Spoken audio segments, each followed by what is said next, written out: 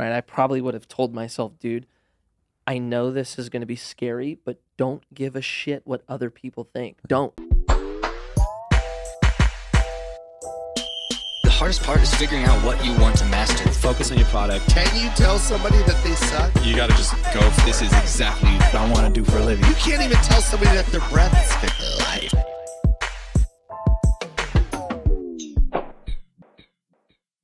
Ladies and gentlemen, welcome back to Short Story Long. We are here with my friend, and I would say childhood, sort of like in the list of like idols. Come on. Yeah. Like little Chris Paff was back in Akron, Ohio, also with cornrows. Okay. And I was telling them before you got here, I think your cornrows might have made me feel like it was a little extra okay for me to get cornrows. So I don't know if I'm thankful for that or actually I hate you for that. I still don't know if it was okay for me. But. Yeah, I still have a pack of really embarrassing photos of me at my high school graduation party with cornrows. But,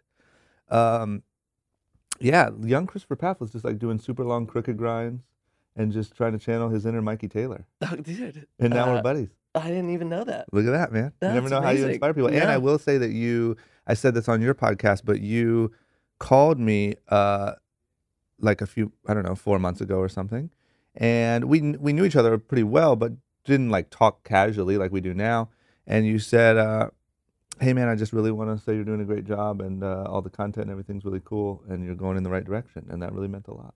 Yeah. Oh, well, dude, I meant it, one. Yeah. And I feel like I tell you this a lot. I'm very, it's been awesome to watch what you've done. And even like for our relationship, right? We've known each other once you started coming out and seeing Rob. Yeah. You guys were just like his cousins who skated, right? Yeah. And like we were cool. Like we'd kind of talk, but it never really went past like, hey, what's up? How are you? Yep. Right.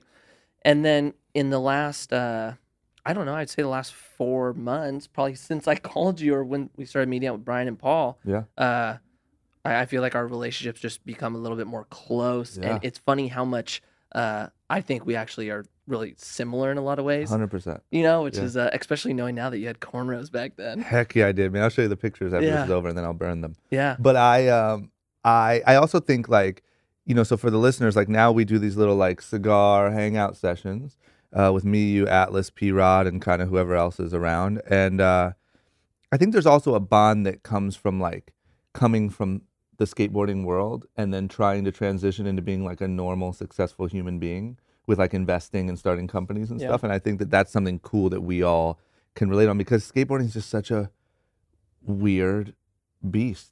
You know what I mean? It's unlike anything else. And you can kind of bond with maybe an athlete who's now investing or something like that. But dude, it's so unique in a sense that you're right. Like I think all of us kind of relate through. Like, dude, skating's amazing in so many ways, right? Yeah. I think like it really gave us great qualities, but like, dude, it shut us off in a lot of ways too. It's like skating is so it can be so negative, right? Yeah. You can like it's really normal to hate everything. Mm-hmm.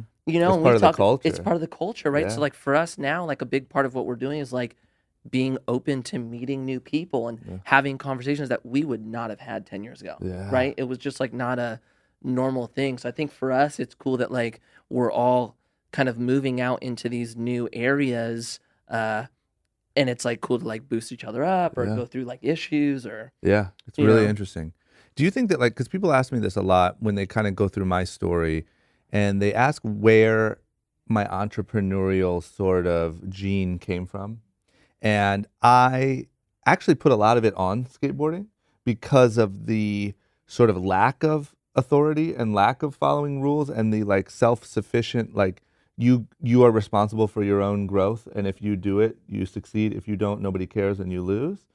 Do you see a connection there with you? Or I no? tell people that all the time. Really? Oh, all the time. Yeah. It's like, dude, when I was 18, right, I never knew I had like this entrepreneurial, kind of personality, especially now when you see kids, right? It's like there's 14-year-olds on stage talking about entrepreneurship, right? That was not me. Yeah. But I think from skating, it's like it's all about you, right? It's what kind of attracted me to skating beyond other sports is it wasn't me relying on a team or a coach. It was I'm in charge of the way I want to do it, how I want to do it. It became this like really, like it sounds selfish saying, but it was all about me. Yeah. Right. And you get so used to doing things the way you want, your vision, that I think it's, dude, it would be impossible for me to step away from that into like this, okay, you tell me what to do and I go do it. Yeah. It's just 100%. I think that came from skating. It's interesting. Like I'm on this journey for like awareness, right? Because I really think that awareness is like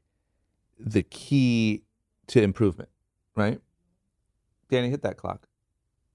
I really think awareness is the key to improvement. And one thing that I've become super aware of is I gained this like self-sufficient, not wanting to work for anyone mentality from skateboarding. But I also, like we were talking earlier, it gave me this like sort of reclusive, hate everything. So I'm really starting to embrace the good and the bads from sort of my childhood and how I was created. Yeah. And it's like, because I noticed when it came time to be self-sufficient, I was really good. That's my instinct. But when it came time to like work with a team and direct people and build people up, that was never a part of the game on that. And I never had like a coach like in football or anything like that to sort of be able to model. And so that's something I will say that I noticed, there's the good and the bad of that sort of thing. And that's the thing that I'm kind of working on. I learned that the hard way.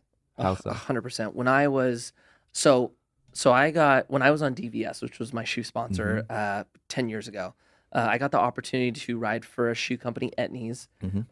And kind of the vision was you guys can come on and turn our program around, right? And for me, I was like really excited about doing more than just riding a skateboard. So I went in there and I didn't realize how bad I was at working with people to where all of a sudden, like I was going in there and the way I would speak to designers, or it was embarrassing looking back, right? Like I remember one time I got a call from Heath, who was the team manager, and he called me and he was like, dude, did you go in there and throw shoes in the trash can and tell the designer that this is shit? And I was like, I'm listening to him say it, like, and I'm like, oh my God, I really did that. Right. And I was like so embarrassed by it. It was like, I didn't know how to work with people, let alone it wasn't even my company. Like I was a sponsored skater trying to like go through this like very authoritative, like, this is what you do it now, get in line. And I was like some punk kid skating. It was, man, that was something we're not taught. It's so true. We're not, man. We're taught like hate everything. And also I think that it's sort of the picture that's painted of what a boss is. Like a boss like just goes in and commands respect and throws things. And like, like I remember when I first read the Steve Jobs book, I was like, oh, this is what a great leader does. Is like be a fucking asshole. You know what I mean? Yeah, but dude, I think a lot of that too was like you and I come from the same generation. And kind of what we looked at being as a boss, or even like the thought of going to school, all those like kind of narratives that were pushed onto us at that age. It's why we look at bosses that way, where I think like kids coming up now, they're looking more at like the reality of what it truly is. I hope so. I do think, I say it over and over, but I really think that's why it's so important for people like you to do a podcast and to do all this content, right? Is to show like that real going through it and like learning things and realizing things. And you know what I mean? Like it's really encouraging learning and getting better and evolving, as opposed to just you either know it all or you're stupid and you're not cut out for it. Totally. That was always my mentality. When I was young, it was like, I have to know everything at every moment, in every meeting. And then you pour on top of it that I'm on this reality show. So people, now when people know you, when you walk into like PacSun, you have to know what you're talking about. How dare you not command the room? And little did I know, I was a lot of times just looking like an asshole. But in the moment, I just felt this pressure to like, not be authentic. Right? Dude, I went through the same thing. I don't think as at the level you did. I think yours was definitely a heightened feeling of that. But dude, I felt like that too for the same exact reason. It's like when you have any type of like, whether it's success, people know who you are, you automatically feel like you need to live up to that certain expectation that people have. And that's, I think, kind of mixed with like this inflated sense of you need to be very smart. And like at the core of it, like I'm not a genius. Like I that was never my model. It just wasn't, right? So I have to tell myself that all the time. Like, dude, it's okay to not know. Like, don't pretend to know. Like, be comfortable with not knowing and learn. But that's hard to do at a young age. Like that's me now and I still have so much work to do with it, but that's me being a little older Yep. and getting to that place. Yeah, But it dude, takes time. fuck, man, Yeah. it's hard, Yeah. dude. Yeah, I get it. Did you always know that skateboarding was your thing? Like when you were growing up, at what age did you? No. It's to tell you the truth, like I tell people that I think my journey to being a pro skateboarder was a lot different than kind of my friends who did it. Yeah. I was never planning on being a pro. I was like, I was the worst one out of the group, always. Mhm. You know, And which where did you guys grow up? I grew up in Agora. Agora. So I grew up with, it was like Spanky, P-Rod, Van. Dude, I grew up with like, 10 guys who became pro skaters at the time I did, right? Yeah. It was kind of a trip. Yeah. But I was always the worst one in the group, and I didn't think that you could be a pro skateboarder and it really be a career, right? Mhm. Like I knew there were pros out there, but to me, there was no like longevity in it or like any like true money. Mhm. Not to say like I did it for the money, but like, dude, I'm 18 going, okay, what am I going to do for the rest of my life? It apparently can't be this, Yeah. Yeah. But I loved it so much. It was Yeah. like one of those things, like I was completely obsessed with it. Mhm. It's all I could think about and do. And I was more like wasn't ready to let it go. Yeah. As opposed to like Paul, if you would have asked him at 14, what do you want to do when you're older? He would have said, I'm going to be a pro skateboarder. I'm going to be the best one to ever do it. Yeah. And it was like, there was no bullshit in that. Like Yeah. that was his goal, and Yeah. he was like gonna do it, right? Yeah. Where if you would ask me, I'd be like, I don't know, man. I just love skating. Right? Yeah. Like I guess I'll just get a job later. Yeah, I don't know. it kind of like I feel like it was one of those things for me where like I can't explain why Mhm. the doors opened for me the way they did. Mhm. But it wasn't because I had this grand vision to do it. Yeah. It felt like I was led to it Oh, in a weird interesting. way. Yeah. So what did life look like? Because this is the other thing. Me growing up in Akron, Ohio, even though we both had cornrows, the skating scene was very different, right? Yeah. And like I thought that the idea of, for instance, the idea of growing up in the valley with P-Rod and you and all these guys would literally be my dream come true. Yeah. So my question is, what does life look like when you're like a young teenager, all your friends skate? Like, you go to the skate park every day, you go to the most famous spots in the world every like weekend? You know what, dude? Probably it looked a lot like it did for you. Really? Minus the famous spots. Yeah. Right? Like our normal day, it was like I got out of my senior year, I got out of school at 12, right? Uh-huh. So during the week, right out of school, we'd all meet up and go skate, right? Who Weekends. had the meetup spot? We'd always meet in the valley because I was a little outside of the group. So we'd meet at Paul's house. Paul had like a box and rail in his backyard. Yeah. So we'd go there, warm up, or we'd go to Pedlo, which is a skate park, warm up, skate for a little bit, light up a spot at night, and then do the same thing every single. It was everything skateboarding, right? Yeah. We were just like no one was trying to be sponsored. It was just like we just wanted to get footage because I think we saw the pros getting footage. Yeah. But it wasn't this like magical, I'm in LA, so this shit's happening. Like I think a lot of people outside looking in feel it. Yep. It was a very like just young and like free, like just we're having fun and trying to do like some cool shit, you know? Did you ever dabble in like formal sports or anything like that, or any early interest? I played bass. So I was first grade, right? My mom signed me up for baseball. I made it to first practice. I put up my glove to catch the ball, missed it, hit me in the face. I quit that day, right? That happened to my brother. That didn't Broke last his nose. long. And then I played hockey for a little bit, actually. Really? Yeah, I played hockey for about 5 years, like ice travel. Mm-hmm. And I was pretty good at it, actually. I was like the captain of the team. I was, and then I started skating, and then I just couldn't do anything else. It's funny too how skating just wipes your entire, like, there's nothing else interests you. No. There's no such thing as like a kid who plays basketball on the high school team and skates. No, I know. Like, it's a all-consuming, but you can play basketball and football. Yeah, It's like an all-consuming thing. But you know what I wonder though is I agree with you because that's what it was for me. Yeah. But is that still the case now? Maybe not now. Because I see a lot of kids that like I feel like everyone has a skateboard now, but it's different than what it meant for you and I to be a skater. Yeah. Right? Like for us to be a skater, it was like this is all we are. We don't do anything else. It was like truly like a lifestyle with it. Yeah. Where like to me now, like I don't know if that's the case now. I But I think like bet you everyone the- has a board. I bet you the real people like making progress and like really becoming the next Yeah, that's like generation, they're Yeah. like that. I agree. You just have to be obsessed. It's the weirdest thing.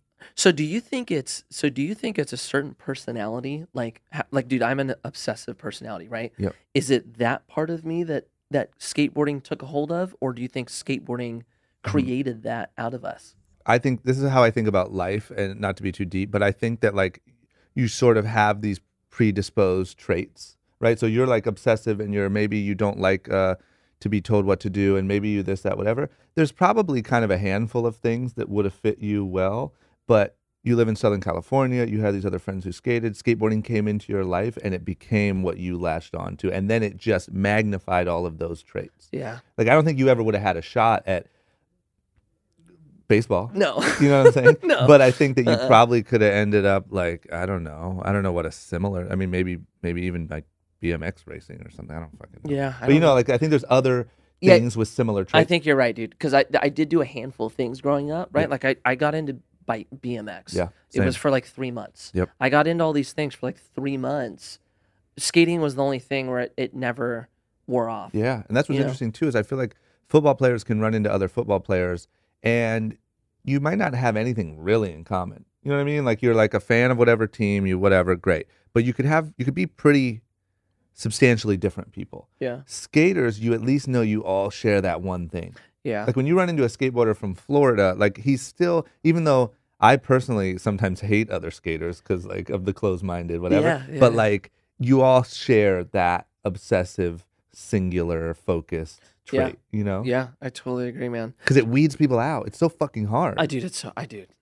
You know what's funny, man? I feel like this is how this podcast is going to go. I feel like you and I are so similar with not only like what we're into, but how we look at it. That I think you're going to tell me things. And I'm like, dude, yeah, you're right. Yeah, the whole thing, dude, you're right. You're right. Yeah. So good. Because, dude, I 100% agree. Yeah. That's what it is now, I believe.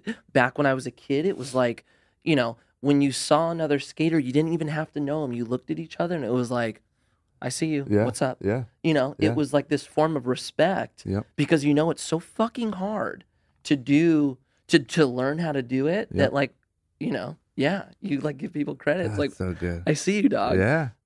That's so good. So do you remember the moment you actually like got your first board? Was that a moment or no? Yeah.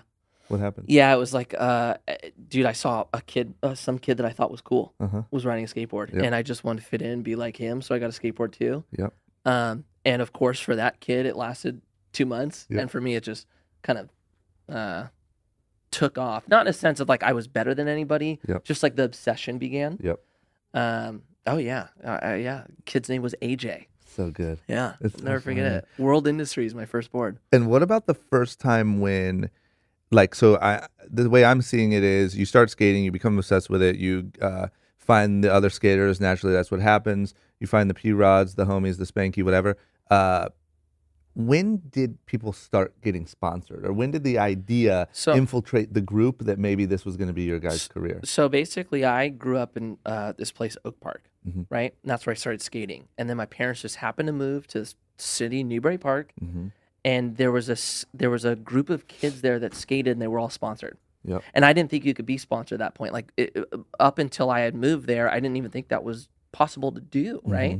And I met these 4 guys; they were all sponsored, and it was the first time where I went, "Holy shit, this is achievable!" Yeah. Right? Except like they were so much better than me that like I knew it could be done. It wasn't until my mom was like, "You need to go get a job." Yeah. Until it became, holy shit, I need to get sponsors so I don't have to get a job so I keep skating, Yeah, right? That was like more of how it went for me. Yeah.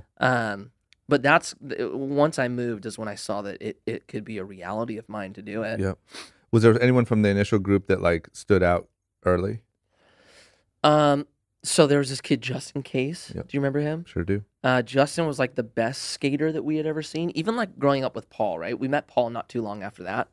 And Paul was like the most, like, dude, incredibly talented, but like the most dedicated person we had ever known. Yeah. Justin was like, had the like so much raw talent. Yeah.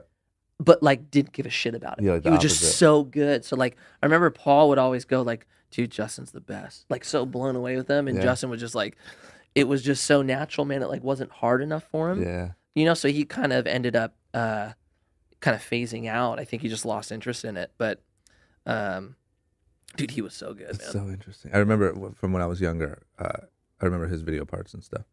What did you have a big first like sponsored moment? Like, did you do sponsor me tapes? Yeah. You did? Yeah, dude. Yeah. So basically, like when my mom said you have to get a job, Yeah. then it kind of turned in like, okay, I need to get sponsored. And for me, like, especially back then, you had to send out tapes. Like at Newberry Park, there were other kids that were sponsored, but we were so far out of the industry that I convinced the kid who filmed us to make a sponsor me tape of me. I made 40 copies. I got all my friends who had sponsors. I asked for the company address and the team manager. And then I went through the magazines and basically looked for any company that had an address on it. I didn't give a shit who the company was. I just wanted a sponsor, right? I sent 40 tapes out. And were you hoping for money or just free stuff? No, just wanted free stuff because I convinced my parents. I was like, look, if I get a job, you're going to make me pay for food, clothes, and I wasn't driving at the point. Like, that's it, right? So I was like, look, if I get free stuff, I don't need skateboards, I don't need clothes, and I should have enough left over to sell to buy food, right? So I think they were like, okay, that's kind of creative. I don't think it'd be done. Go try and do it, right? But I was like, I'm going to figure this out. So I sent 40 tapes out. I got no callbacks. None, not one, right? And so I was like, okay, crap, like it wasn't good enough. So I told the filmer, I was like, hey, dude, I need to do another video. And like I just tried to do it better, right? So I went through the next 6 months, tried to film this better video, sent out another 40 tapes to the same sponsors I sent the last one out, and then I got 2 callbacks. Really? Yeah, and it was like I got a trucks, Venture Trucks. And do you remember Duff's? I sure do. Duff shoes. So they were my first 2 sponsors, and then shortly after that, Maple skateboards. Yeah, and then I was good, man. Like I got like, dude, they were sending me like 8 boards a month, and I only needed 4, so I had like 5 I could sell. And what was your hustle? Would you go to like Valsurf or something and sell them? Yeah, I do like the Valsurf or like the kids at the park or and just like something like, dude, boards are $45. So I was like, hey, dude, I'll give it to you for 20. Oh yeah. You know, it was the grind, man. I just remember like in that time, man, like that's the dream come true. You're getting 8 boards, like 2 sets of trucks, a pair of shoes every month. I thought I was the shit, man. Like when I was younger, like, you know, I'd always want people to ask, are you sponsored? Right? But I wasn't. So I was like, don't say it, don't say it. And then you get sponsored, like you see people and you're like, okay, I hope they ask me, right? Anything you guys want to ask me? Yeah. Everything looks pretty so new here, embarrassing, right? dude. It's Oh, so good. man. It's so funny how like, you know, at that time, like that means everything to you. Oh, it does. You know what I mean? Well, I mean, dude, acceptance, right? Like you want to feel valued and feeling important. special. Because you feel above the pack. Yeah. You know, you go to the skate park and you're the sponsored skater. Yeah. You know what I mean? Yeah. Oh, yeah. Yeah. Shit. So then how did that progress into making money off of it? How did that process go? So basically, I got my mom off my back for a year, right? And then it became, I was a senior in high school and it became, you need to go to college now, right? And it was like, oh, man. It was like all over again. I was like, I don't want to be done skating, right? Yeah. And so I basically told her, I was like, well, look, what if I can get paid to skate? Like, can I not go to school? But my whole thing to her was like, I was trying to do it for 2 years, right? I was like, at that point too, like, you know, from what I knew, you had to go to college to get any type of good job that was going to pay anything significant, right? So like, even for me, like it was a fear. I was like, okay, look, if I skate, like that is probably me saying I'm okay to not really having much and just like loving what I do. So I was on this like 2-year kind of plan. Mom, if I can get my sponsors to pay me, will that last for 2 years? Even though technically I could have done it without her blessing. I really wanted her blessing, right? Of course, especially at 18. Yeah. So she was like, okay, look, like, you know, you could do it for 2 years. And then you got to figure this shit out. So like I went on the hustle of like trying to get money from my sponsors. How do you do that?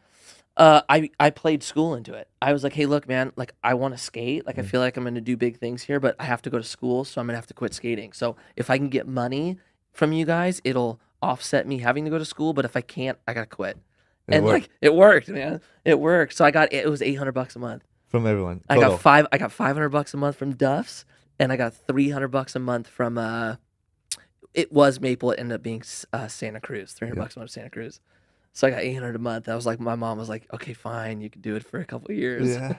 And how did you feel it? Like, did you just feel even higher at that point? Are you kidding me, man? I felt like the man, dog. I was the man. I was like, look, you know, I'm like skating all day, every day. There's not a care in the world other than I'm here to get tricks. Yeah. And I could eat. And like, dude, it was like fast food every day, man. I was like, $800 was plenty.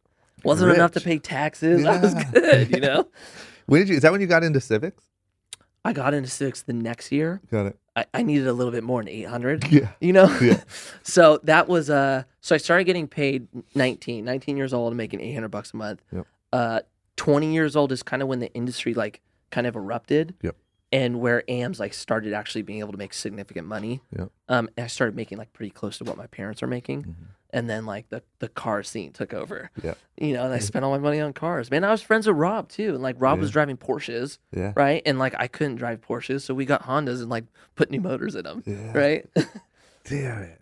When did you when your money started getting close to what your parents were making, like, did you ever have a discussion? What did they think about that? So basically what happened is like, and it happened really, 2 years, right? Yeah. Where the conversation to my mom was, it's funny, I was my mom. I'm 18, I'm having this conversation. Mom, can I do it still? We all but want whatever, that, right? Acceptance from mom. Yeah. So basically it became, I'm going to do this for 2 years. And then when I started making money like that, it kind of changed my idea of what I could do in skating. Yeah. The longevity side still wasn't there. Mm-hmm. And there were so many variables to like, dude, you can get hurt at any moment and lose everything, right? So I could have a career that lasted a year, 2 years, or a perfect run was at that time 10 years, right? Yep. So the longevity wasn't there, but I felt like I could do enough in skating to where I could use that to like kind of catapult me into the next thing where I would get like a couple steps above the person that was just starting in a sense. Mm-hmm. And that's kind of how I looked at it at 20. It's so interesting. It's interesting that you had that like that mindset about it, you know, because I think that a lot of like skaters are arguably some of the worst, right? Because you are so obsessed with this thing. Yeah. It has such a short shelf life. You don't make that much money like an athlete or something, right? That you can like put away and totally be fine for the rest of your life, even if you're really smart with it. And then you're just kind of dumped out into the world with like not a lot of skill sets, this fuck everybody mentality, and like some shitty knees. And you're like, where do you go now? Like at 35, like, you know, I don't know. It's just brutal how it does it. But it's that same obsession that makes you so good, that makes you focus only on that, you know? So to have that state of mind and know that like, hey, there's something, I'm gonna have to progress at some point. Yeah, you know what? I don't know why I had it. Yeah, I have no idea why I thought that way. I'm thankful. I'm really thankful now that I did. Yeah, I have no clue why, man. It's like I try and trace it back to like, was it something that my parents said? Was it like, dude, Rob was very influential to my early days. Rob's who turned me pro. He was one of the first pros I had met, and he always preached this longevity on me, right? Longevity. I don't know if it's that. Dude, I don't know what it circles back to, but for whatever reason, I was thinking about what the hell do I do at 30, 35 when I was 18. Yeah. I don't know why. Maybe even as little as your mom saying you have 2 years. Like, I think those little early seeds, you know, are the difference between like, oh, you're making money from skateboarding, go do it. Yeah, too. And I think like I did, even though I wasn't sure what I was going to do, like when I was younger, I'd always joke about me being a lawyer, like, because I loved arguing, right? Yeah. Same. Whatever. I killed it in like debate class. But like, I didn't really know what I wanted to do, but I had a vision of like what I wanted my life to be like. Yeah. And I wanted it to be not like, I didn't need to be like super rich. I just wanted to have like kind of a good life, right? And I think at that early age, especially seeing where skateboarding was, it didn't seem achievable then. Yep. So I think it forced me to have to think like, okay, well, how do I still like get to where I want to go, even though I can't necessarily do that with this, I hate to say vehicle, but this was going to be my career for the next however long. It's incredible awareness, like I was saying. So for the people who don't know, like, take me through what life as an amateur, making about the same amount as your parents, starting to buy up Civics and race them around. Were you racing? Yeah. Like on some like street racing It's type full stuff? street race shit, That's man. so good. Full street race So shit. you're street racing, you're making as much money as your parents, you're skating, I'm guessing you're touring, like kind of, like tell me what that life looks like at what are you, 20 years old, 21 years old? I was 20, 20, 21. Yeah. What's that look like? I mean, dude, at the time it was fun, man. It was super fun. Did you move out and get an apartment? No, I lived at my parents' house. I lived at my parents' house until I had enough to buy a home. Really? Yeah, and I was 22 when I bought my home. Wow. And dude, it was wild. It was wild. It was dumb. It was fun. It was exciting. Yeah. It was a dream. I think it was a dream. I was living a dream, man. Yeah. But like looking back, my life could have gone in so many different directions being in that kind of phase that was dangerous, dude. It was, dude, I was fucking retarded. Yeah. You know, like I always look back at me as a kid and go, why did I have friends back then? It was so like, I was crazy, dude. Yeah. You know? It's so funny to me too, because there's no rules. There's no one keeping you in line. There's, you know, partying involved on some level, depending on who your friends are. You're running from cops and shit. You know what I mean? So you know what? Sorry to cut you off. You know what it was for me? I was never the party guy, right? Like when I grew up, I had a lot of friends, at an early age for whatever reason, there's like a heroin epidemic in my community. Yeah. Wow. So I had a lot of friends become severe addicts at an early age, which I think that mixed with my grandparents have heavy alcoholics. Yeah. I never got stuck in the party phase. Yeah. So even at this like 19, 20, 21, 22, where there were no rules, it wasn't party, right? Yeah. Like our world was, dude, it was skating, it was running from cops, it was street racing, it was throwing water balloons at it was like mischievous, but like not so much in a place where I could have been consumed by partying. Yeah. But that happened, right? Was there other kids with some of the skaters and stuff like that? I mean, it was like, I remember thinking I was 22 and I had been to 22, I'd been to 3 of my close friends' funerals by 22. Jesus. And I remember thinking to myself, like, I should not be having to do this young. Yeah. Right? Like, I was always like, I'm not going to have to go to funerals till I'm old. Yeah. Right? Yeah. And it was all heroin. It was heroin, right? So it was just overdoses? Overdoses. Yeah. Nuts. Yeah. That took a turn. Wow, yeah, sure did. And then what type of, like, when you're, just because I'm fascinated by it, because I remember this being such a big part of your personal brand, but we've never talked about it. Like, so you became obsessed with like Honda Civics. You're swapping out the motors. Yeah. You're fucking racing these little things around. Yeah. Like, is that you just like your homie would get one too, and you guys would like race each other? No, dude. So there was a full scene, right? Yeah. Full scene, and Camarillo Oxnard was big. Like it was Camarillo Oxnard and then Silmar. Okay. Right. And so like we would take these cars, and for whatever reason, everyone came off as like, I have the fastest car. No one wants to race me. Yeah, right. Yeah. And it was like this like, I'm the man type message. Yeah. And so we were like, fuck it, dude. We're going to take Civics. We're going to swap them out. We're going to make them really fast and make them look like they're real slow. We were all about sleepers, right? Yeah. And we're going to come in and play really dumb and try to hustle these guys. And it worked, right? And so you're betting and stuff. Yeah, we would be, yeah. Money, dog. It was like a whole hustle. What type of bets? Between like $200 and $500, which was a lot for us at the time. And then how far would the race go? Quarter mile. Every time. Yeah, so our whole model, shot. right? Our whole model was like we'd come in with Civics, right? Yeah. And we would basically like, you know, the guys, whoever we were trying to race, be like, you're not going to beat me. And we'd be like, look, we know. Our car's not faster than you. You need to give us 3 cars and the go, right? Our car was faster than theirs. But it would be like, we need 3 cars in the go, right? Yeah. And then we'd race them and we'd win, but try not to win by a lot. Yeah. And then they go, fine, fuck it, double or nothing, 2 cars. And then we do the same thing. Until it got all the way up to heads up, and then we'd beat them heads up, and then they were like, "You fucking hustle." It was sometimes we got into fights, dude. There were times. Oh yeah, there was time where we got into fights. There was time in Silmar, somebody pulled out a gun, crazy shit, right? Yeah, we were like, I don't know, just real Fast and Furious shit. Yeah, so when Fast and Furious came out, it was like, was that cool or were they like posers? It was It was like if somebody did a skate movie. Yeah. But like whatever, we watched it. Yeah. You know. What Isn't that funny? That was like not only like what I was doing, like that was like part of my brand for a little bit. It was such a part of your brand. And I remember one of the times, like I guess maybe when I first moved here, when I was visiting here, I remember you came skating or something and you had like the shitty Civic. Yeah. I was like, damn, there's Mikey in the shitty Civic. Like, fucking, I bet you that thing's so fast. It was fast. Yeah, it was super fast. Yeah.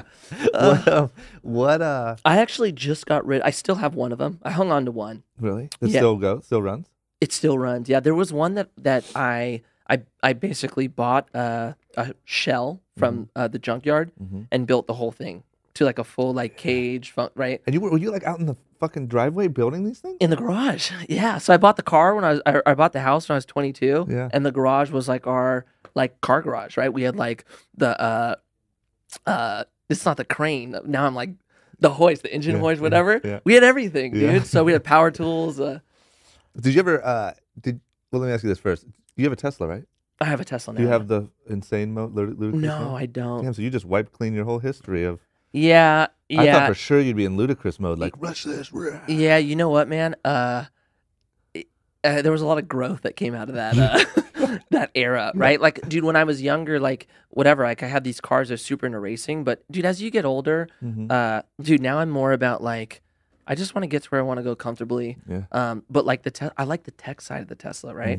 But then again, it's like, I hate spending money on cars. Yeah. Right? They're the worst fucking investment ever. Yeah. Right? So I bought a used one, and I bought like 85 without, you know what I'm saying? Yeah, you're so Like a very like mid-level, because that was a big purchase for me, right? Like that was, dude, the most expensive car, nicest car I had up until that point was like an Acura. It was like an Acura TL or something, right? Like I'm not like a nice car guy, so that was a big step up for me. So I kept it neutral, man. That's so good. Did you ever think that there would be money, career, anything building on car stuff, or did you always see it as just like a fun hobby? You know what? Yeah, just more of a hobby. I actually hated doing the work on them. I liked driving them, but it was more fun, man. I think it was like I've always had these things that I've done that kind of took me away from skating, right? Like where when we were kids, we started skateboarding, it became our outlet or our thing to get away, right? And then when it becomes your career, it changes. And even though you love it, it's not that release that it once was. So I always had to find other things to kind of have as my outlet. And it was cars, and then from cars it turned into surfing.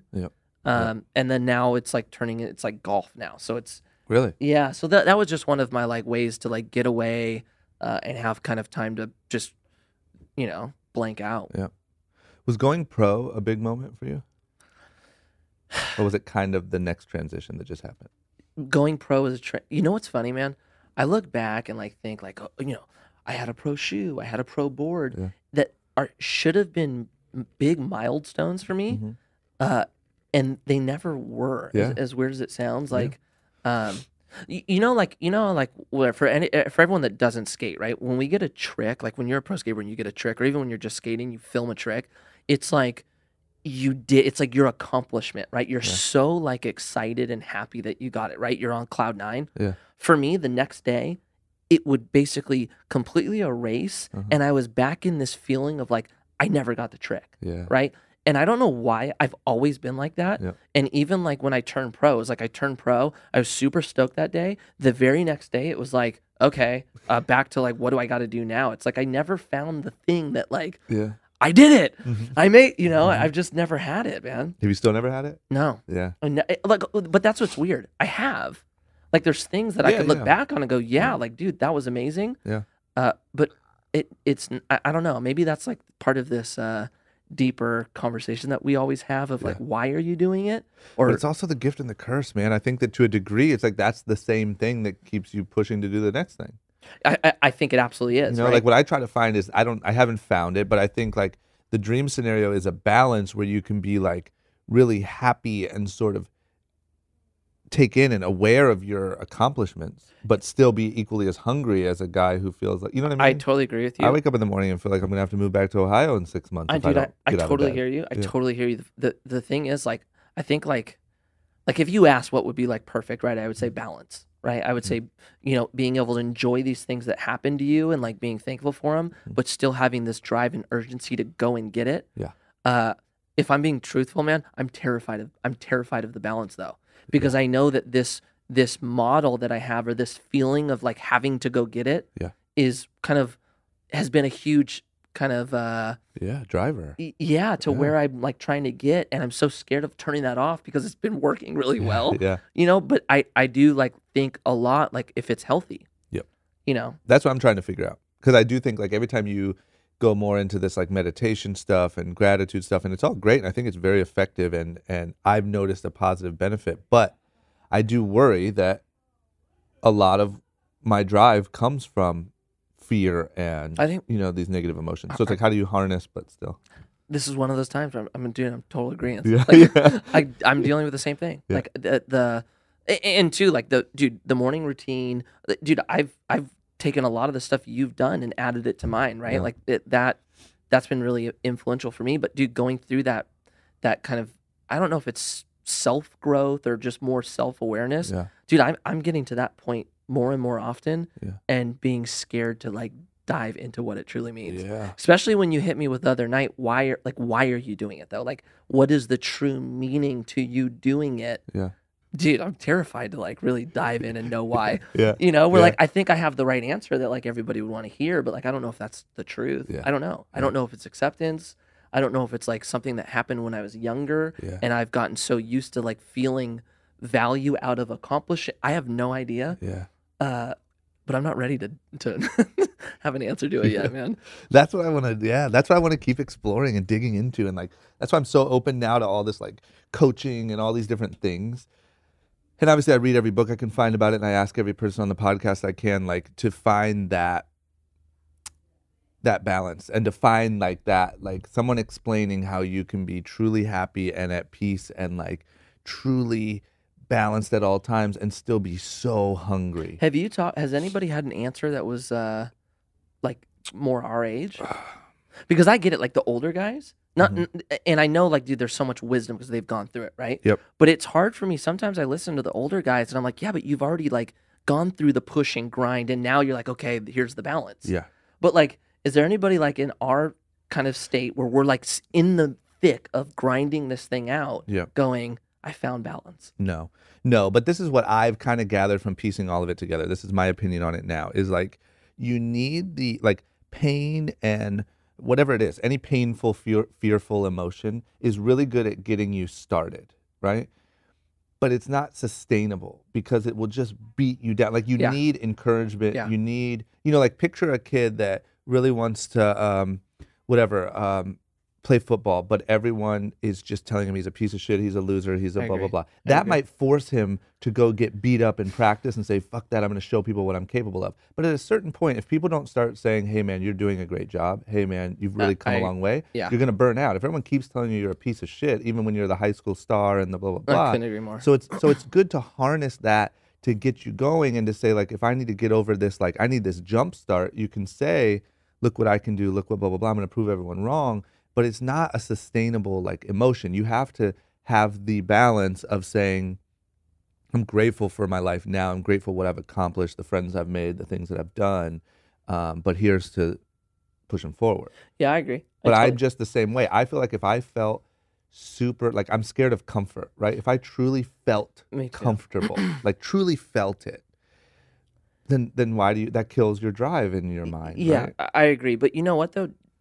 This might be adding on to what you said. It might be challenging. I don't know. But I feel like for you and I, though, there is that kind of deeper, like, why are we doing it? What's this urgency? Why am I fighting for it? But on the other end, we have a really good kind of group of people around us that I feel like are very supportive. Like, I don't think, like, at least for me, like, I don't know if there's really people in my life that are kind of negatively tearing me down. Yeah. Like, I feel like I'm at the point where I have like a lot of support, even with our, like, you, me, Paul, Brian. Like, I don't know if it's so much of that side of it, but no, we have that. I think if you get to that, you have to start to like appreciate that. Like I always picture like Eminem, because Eminem built a career off of saying fuck everyone. Really? So then what happens is when you make it, you become really rich and your life has the potential to be great. Your whole brand is fuck everyone.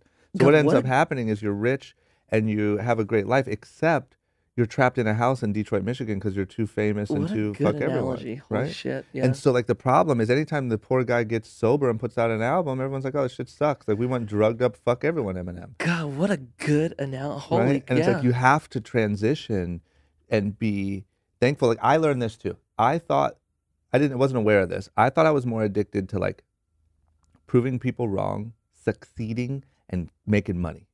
That's when I was young, those were really the things.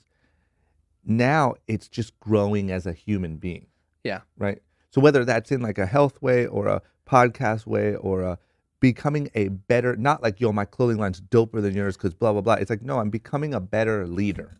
I'm becoming a better entrepreneur. I'm becoming a better CEO, a better blah, blah, blah, better blah, blah, blah. That's actually what I'm addicted to. I'm not addicted to like stunting on people and getting rich. I know you're not. And to tell you the truth, that's why I called you. Like when I called you that day and told you like, dude, I love what you're doing. It's because even from the outside looking in, dude, you can see that in you. You could see this like drive to become better, not to become more successful and kind of brag about it. Yeah. And I think love that's that, the dude. difference. I think I love that. Thank you. I think that when you kind of learn that and get a grander scope of the whole thing, you're like, okay, well then I just need to, by any means necessary, get better. Yeah, I agree. You know, and that you can kill yourself over. You can kill yourself in the gym. You can kill yourself. It's great as long as you're growing and you're like, man, that's what it took. I mean, you have to go through some pretty serious pain to grow, right? Yeah, you know what I really liked was on your maybe it was a few episodes back with Ed. Yeah. Where he said like he's addicted to like he has this vision of when he dies, right?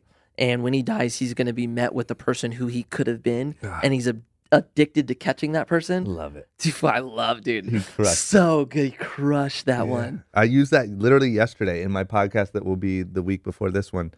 I used that reference and asked the guy what he thought, but it's such a good way to think about it. It really is. Yeah. It really is. Okay, let me ask you this too, because we talked about this briefly in one of our little chats, but you've always come across to me as like a super positive, energetic, happy dude. But what you told me that I wasn't aware of was that you made a conscious effort to do that. Yeah. Can you tell me that story? Because I don't know if there's anything that you don't want to share. But, no, I'll share it all. But there was a story where you had a moment of awareness. I had a life change. And took control of it. Yeah, I had a full life change. So I think like when I was younger, I think naturally I have like I'm a little bit more positive than others naturally, right? But when I started skating and got into this, like, dude, it can be a very negative, consumed thing, right? And I got so used to complaining about everything. Everything was whack. Fuck that dude. It was like I had become this person that like I hated, right? But I didn't realize it. I was operating on this for like 10 years. And I was at this Soul Tech party, a Christmas party, and I'm walking back to our hotel with a group of like 8 guys, right? And it's 2 a.m. I'm walking back, and for whatever reason, all of a sudden I just stopped, right? Stopped in the middle of the street. Everyone kept walking. I'm sitting there. I sit down on the curb, and all of a sudden, like just am hit with so much emotion. I start crying. I'm like, it was really this moment where I went, I hate who I am. Like, this is not who I want to be, and I do not like this person. And it was like the realest moment. Like, I think like, minus like if you're spiritual or not. I think for me, it was that moment where I was like, I felt God just go, dude, you need to like pull this shit together. Yeah. This is not who you're supposed to be. And it was almost like I was on the outside looking at me going, no more of this. Right. And that next morning I woke up, and that was the first morning that I made a very kind of conscious effort to become better, to be nicer, to be positive, to just enjoy my life more. Yep. And it was, dude, it took time, man. Yeah. I remember like in the beginning, I started telling everybody, I told all my friends like, dude, I'm positive now. Right. Yeah, that's the worst thing you can do. It was the worst thing I could have done. Right. But like, I didn't know I just knew I wanted to do it. And I just saw like each day I got better and better at it, to where like, the first day I'd find myself being negative and go, okay, just, check myself, get back to it. And kind of over time, I just got better at tricking myself on how to look at certain situations. Yep. Right. And it really became a game for me on, like if something bad happened, right, I would always find the negative in it. That's all I could see is like, dude, that sucks that you just said that to me. Dude, why did this happen to me? It was so this like victim kind of mentality. Yep. And then like after that moment, it just became, I don't care what this situation is, I'm going to find the best in it. And it was like a game at first. Yep. And then all of a sudden, before you know it, you're actually seeing the world differently. You're seeing situations happen to you differently. And to the point where like, dude, I honestly don't see the negative in things, almost to a flaw now, right? Yeah. Where like things happen to me and I blow it so far off, like, no, that was good, move on, right? And then I kind of have to like, dude, that's actually too extreme, Yeah. But yeah, I went through a major kind of change, and it's been, this was 2007. It's been 11 years. Jesus. Yeah. How long would you say it took from like, okay, I'm going to make this conscious effort to like actually noticing like, oh shit, I just saw that differently, like for real? Well, dude, I would say probably the first 3 years, I don't know if anyone else could have seen a difference in me. I think it was, that was probably the gray. And then I probably had a 7-year window of like, dude, I got married. And then I had my first daughter, and I think having her mixed with this kind of new trying to be better and having to be a role model, I think really made me kind of really try to improve. But dude, dude, I have to wake up every morning. I have like part of my morning routine is going through this process so that I look at anything that happens that day positively. I have to work on it every single day. And is that what is that where your morning routine kind of came from? Was it like an expansion of that? Like, I guess what I'm trying to wrap my head around is that moment on the curb was like the wake up. Right? Yeah, I know. You want me to answer it? Yeah. So the morning on the morning on the curb was a wake up, and it took me 10 years until I would say this last year. And this last year, a year ago, I lost all my sponsors. Right? Overnight, I had with my two main sponsors, I had like a 2-year deal with them, and they found a clause out of them, killed my deal overnight. Really? Right? And that moment, that happening was kind of the time where I went, okay, I've been practicing all this stuff for 10 years, but the last 10 years have been pretty easy. This was like, okay, now you're going to go into a dark moment and we're going to see if this shit actually works. Right. And I had to really like build off it. Like I didn't even have enough tools to go through it. A lot of like that transition for me was having to implement more strategies and tools to get through that point so it didn't kill me. You know? And where are you at now? What's your morning look like now? Is it all basically all the practice is morning? My practices are all morning, and actually, I need to start do the ed. There's something about your ed podcast, man. Like I'm going to add a lot of things for that podcast. The night one I'm going to do. Yeah. Oh, the last 30 minutes. The last 30 minutes I'm going to start doing. Because I am I do have the phone issue. Phone all the way to bed. Yeah, which dude. My life is far from. I have a lot of things that I still need to implement. Yeah. But what's the morning look like? My morning is I wake up, go downstairs, drink water, and then I do a devotional. Actually, I'm on this plan right now of trying to read the Bible in a year. Really? Yeah. So every morning it's 30 minutes and I read a certain amount of verses, and I have like a devotional. Right? What's a devotional? A devotional is basically like sometimes. Have you ever read the Bible? No. So I want to. Reading the Bible, a lot of it is hard to understand, right? So the devotional basically breaks it down what you read in a way that we could understand Got it. Right? So then I do that, and then I have I write down basically 5 things I'm thankful for, 5 things that I want myself to be. Like that day or in general? To tell you the truth, it's more general, but it's the same 5 things every day, right? It's be present, because I struggle with being present. I'm obsessed with whatever I'm thinking about, and a lot of times the people around me suffer. So one of them is be present, right? I think naturally a selfish person, so one of them is be selfless. It kind of, for me, I need to write those things down so that it's fresh in my head to go, that's naturally who you are, and I don't want to be that. So keep it on your mind that you're going to work the whole day to not be that. After that, I go into yoga. I do about 30 minutes of yoga. 15 minutes of kind of a meditation. And then I go upstairs and wake up the kids, make breakfast, and I leave. What time do you wake up for that? I'm 5:30. Jesus. And how long does that whole process take? So I'm about 6:30, about 7 o'clock I finish. And then I go upstairs, and it's not straight to wake up the kids. It's like I start breakfast, I go upstairs, wake up the kids. That takes 15 minutes. I drop them off at school at 8:30. So it's 5:30 to 8:30 when I'm done. That's nuts. It's a lot. Have you seen improvement since I'm sure you have, but since you've like implemented sort of the practice, the morning routine? You know what?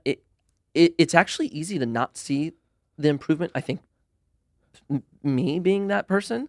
But actually my wife told me like maybe a couple weeks ago, she was like, and my wife's like, dude, she's incredibly supportive, but like, she's not like telling me every day, like, you're killing it. She's not that person, right? She's a very like real and like talk shit to me a lot of times, course, right? Yes. And but in a loving way, dude. She's amazing. But like 2 weeks ago, she actually kind of sat me down. She was like, look, I just want to tell you, like, I'm proud of you. And not only me, I've had a lot of people come up to me and tell me that they've seen a change in you and are like very proud of like who you're becoming. And that was kind of one of those moments for me where I was like, it was kind of reassuring, and I felt good that like I was having progress and growth through all these things that I was kind of implementing. It's funny too, because that's part of it. Like that's why when you called me, to be honest, it meant so much, was because you have no obligation to tell me I'm doing a good job. You know what I mean? And you're also Yeah, there's nothing I was getting out of it, right? No, Yeah. like you're getting nothing out of it, and Yeah. also it's not like like we're friends, like we're true sort of peers, not like, hey man, love what you're doing. Like, do you think I could get some shirts? Like it wasn't like a compliment for the sake of no reason. You want something funny, man? Huh. So there was, oh God. So that morning, Yeah. right? That morning I called you. Uh-huh. I was driving to go meet some friends, going golfing with some friends. Uh-huh. And I had a buddy, Eric, you know Eric Bork. Yep. Eric Bork called me and he was like, hey dude, have you listened to Drama's last podcast? And I was like, you know what? I haven't, but like, I love what he's doing. And Eric and I had this conversation about like how much we liked what you're doing, but like kind of more of this, like, we're proud of you almost, right? Yeah, yeah. And I hung up the phone and all of a sudden felt this like feeling of like, I should just tell him, like, we're talking about him, like, I should just tell him. Yeah. And so I just like one of those things, like, fuck it, man. I'm just going to call Drama. Yeah. So I just called you. It's so good. But that's what I was saying is like the crazy thing is not to like, feel bad for us, but when you are implementing all these little things and making these small changes, it's like you don't really notice it, so to speak. No. Like you do, and I don't want to make it sound bad, but it's the same as like if you're going to the gym every day and over 6 months you lose some weight. Like, sure, long term there are changes, but you don't notice every single day. And so I guess what I'm saying is more what I notice is there will be situations that happen to me probably once a month where I'm like, damn, I would have handled that very differently. Yeah. But it's small progress, and I think it just slowly makes life better. But that's what I think a lot of people, I think it's important to talk about that because I think a lot of people listen to a good podcast, say I'm going to implement all these changes, and how come by Friday I'm not a new person? You know what I mean? Dude, 100%. This is not something that happened overnight. Yeah. Dude, this was a 11-year process for me, it's nuts. right? But it's funny, man. Like I look back now and like what I went through this last year. If I wouldn't have had that moment 11 years ago, Mm-hmm.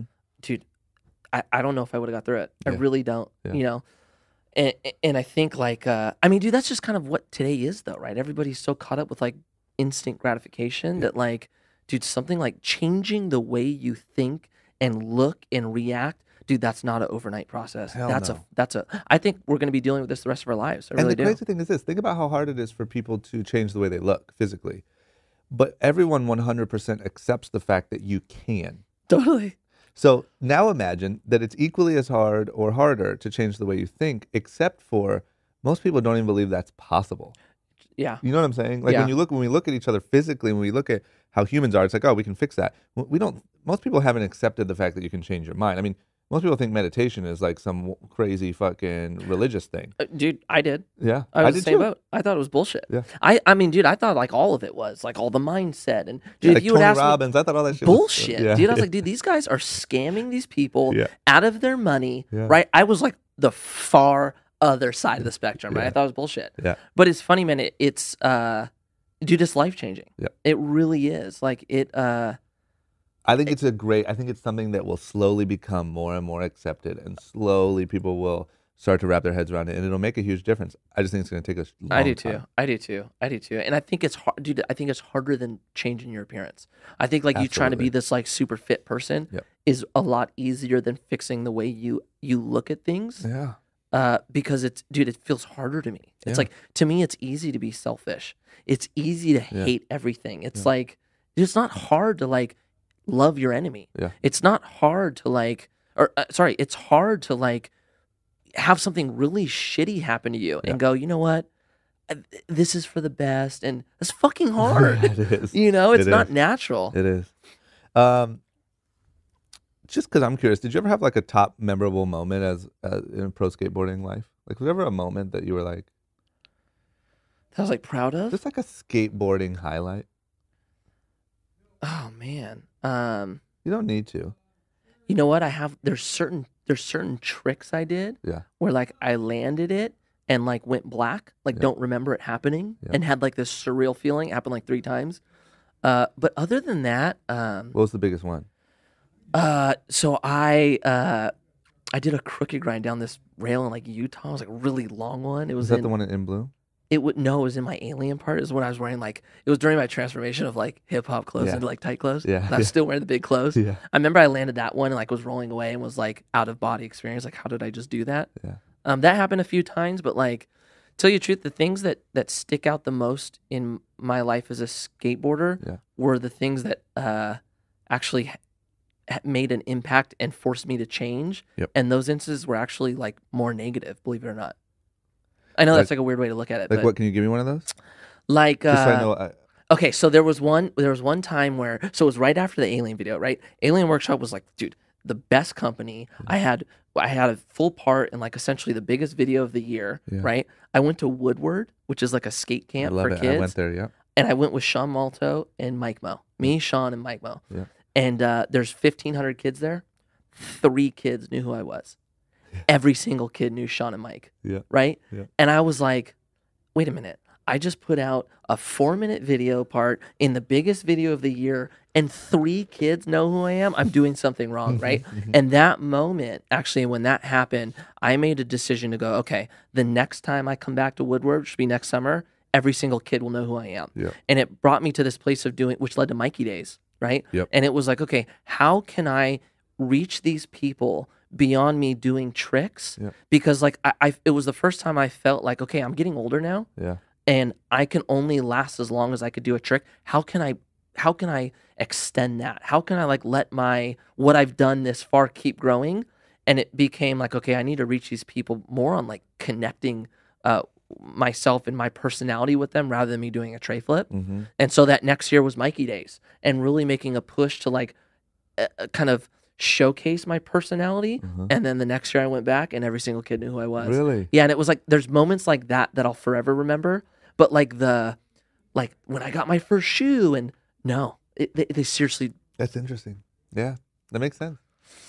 I don't know if that's good or bad. If anybody's a psychiatrist listening to this, let me know if that's good, bad, good or bad thing. I think not to go too cliche deep, but I think that it just really signifies like the sort of the awards and the trophies and the material things aren't really the things, right? It's what we strive for, but it's actually the experiences that happen on the journey that are worthwhile, right? I agree. Mikey Days was essentially like a vlog, right?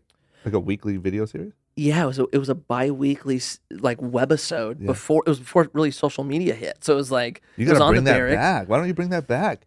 The new Gary V, man. Seriously, what's happening now is like when I was skating, right? I was at the point when I was doing Mikey Days, and I had been skating so long, I had it all. It was like it was a machine that was kind of on cruise control, right? Where I was able to do these things. Where I'm at right now with like skating's not my main thing right now, right? I'm in the middle of building a new business. Yeah. I'm so like at the ground level and in the grind that like I haven't even figured out how to implement my social media back to where it was. Yeah. Right? It's like doing a web series right now is like how can I do that? I'm like it's weird what I'm going through. You got to just hire a fucking guy. That's what I need to do. That's what I need to do. Yeah. It's just like I've gone through so much transition that it's like I'm just like, okay, breathe, hire, do it. Breathe, you know. You got to Gary V this shit. You got to do like Mikey Days was the skateboarding version. Yeah, but that's another thing too is like I've put out one type of content for so long. Yeah.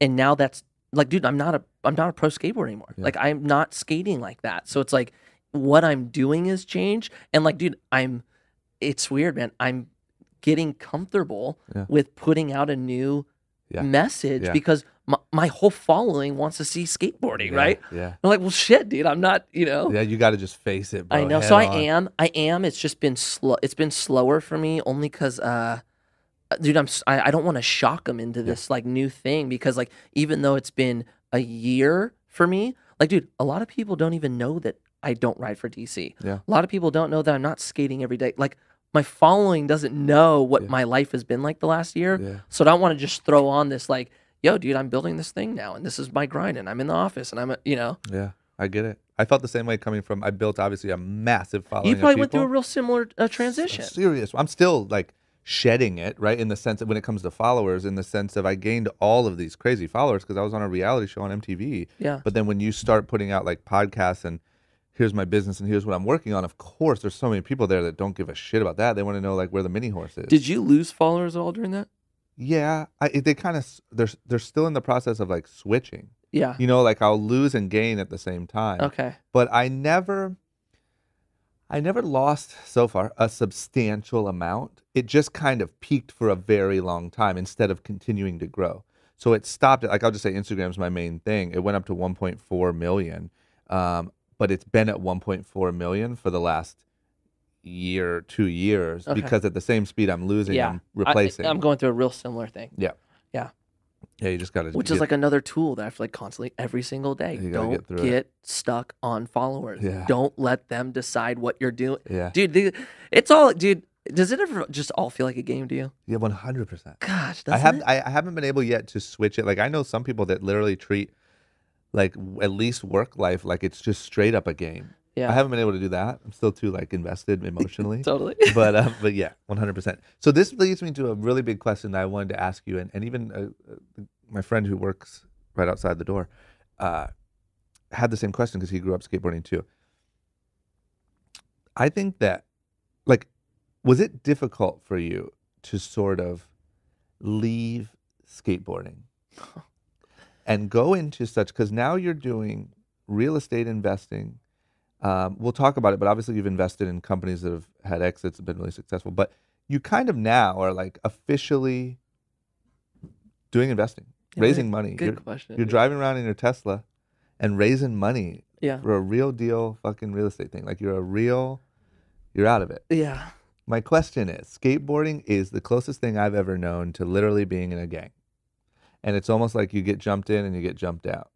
And it's very, when you go and try to do normal stuff and move beyond it, you do get a lot of hate. And a lot of people think you're a kook and a lot of whatever.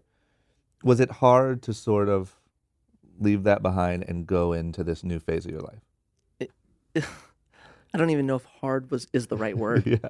It was to date the hardest thing I have ever done in my entire life. Yep. By far. Yep. I think harder than raising my kids. Mm-hmm. It was the one time that I could truly think back of and feeling like I was in such a dark space, right? Like your whole world has just collapsed on you. Mm-hmm. Dude, it was brutal. When did it start? Right when I lost that contract. And how long ago was that? That was last February. Got it. So a little over a year now. And it was, you know what it was, man? It's like when we go back to when I was 18, right? I was so scared about what happened after skateboarding on the financial side. Yeah. I spent seriously the last 15 years trying to be okay in this situation that happened to me last year financially. Yeah. What I did not plan for was the emotional side, right? Like there's so much, dude, identity, ego, passion, who you are. I had done it for the last 25 years. It was, dude, it was groundbreaking. It was, dude, it was awful. Yeah. Awful. Yeah. It was hard. It was really hard. And I think that's why I went so heavy on the practices of, dude, not only the morning routine, dude, that was the only thing that was going to get me through this pivotal moment that in my eyes, I recognize this is either going to be the best thing that ever happened to you or the worst thing, right? And it's funny, now I'm on the other end and I could look back and recognize it as this is going to be a story that I tell for the rest of my life because it changed my life forever. Yeah. But dude, that's saying it on the positive side. Dude, it could have very easily been the thing that destroyed me. Yeah. And dude, I went through that I have a wife and 2 kids. Yeah. Going through that at 35 years old. Yeah. Right? And I had prepared for it since I was 18. Still the hardest thing I ever done. Yeah, I just think there's an important like thing that you could draw like the comparison and reach a lot of people on whatever it is. If it's moving out of your hometown, if it's moving away from your family, if it's leaving a messed up situation, leaving a job, because everyone kind of is faced at some point, small or large, with that moment of kind of shedding the old you and becoming what you want to be. Yeah. But I know that in skateboarding, it's just such a gnarly thing. Well, dude, it's like it keeps pulling you back, right? This happened February, right? And Grant, dude, I was in the midst of surgery, right? What kind of surgery? I had surgery in my leg in December. I was on the couch, right? So I hadn't skated since November. So there was a whole other added emotion side of I'm never going to be able to skate again professionally. It was, dude, there was a lot wrapped into it, right? But, dude, now I'm like forgetting where I was going with it. Yeah. Okay. So So basically the thing was though that like it kept like I had 4 months where like, okay, I'm done skating. Yeah. And then I'm like, no, I'm not done. Yeah. I want to keep doing this. And then like, no, okay, I'm gonna really focus on this. No, these people I still need to do something here. I'm Mikey Taylor. I'm allowed, you know what I'm saying? Yeah. I fought the ego for a while. Yeah. And then it was just as of recent, the last 7 months where I went, I'm all the way out. Yep. This is what I'm here to do. And I need to accept the change, be okay with it. And then I got to a point where I was like actually excited about it. But I think truly like I was scared to be excited. Yeah. Like being the skater that I am, skateboarding is my life, skate or die. Part of me was scared to say openly, I'm okay not skating. Yeah. Right? That's like, you don't skate, you don't say that as a skater. So I think it took me time to feel comfortable in that. Yeah. You know? And now you feel completely clear, free. Dude, now I feel so free that it's almost a little too extreme. Right? I have a hard time with dude, when we talk about balance, man. Balance is hard for me. Seriously. Yeah. I very easily go too extreme. I get that. You know, so now I'm like on this like I saw Paul the other day, right? And it had been the first time I'd skated in a few weeks, right? And like I'm skating, and he's like, "Are you having fun?" And I'm like, "Dude, right now, man, it's just like, no, like, what am I doing?" You know, even though I know I love it, it's just like I think I'm not all the way worked through. Like truly, like there's still a part of me that's like probably like hurt in a sense still. Yeah, sure, you know, sure, even though like I know like it's you know I'm working at that not being anything that would affect me like growing. Yeah, probably is still a little bit of like this like I wasn't able to leave on my time. Yeah, even though I know that's bullshit. Yeah, it's hard to deal with. Yeah, of right? course.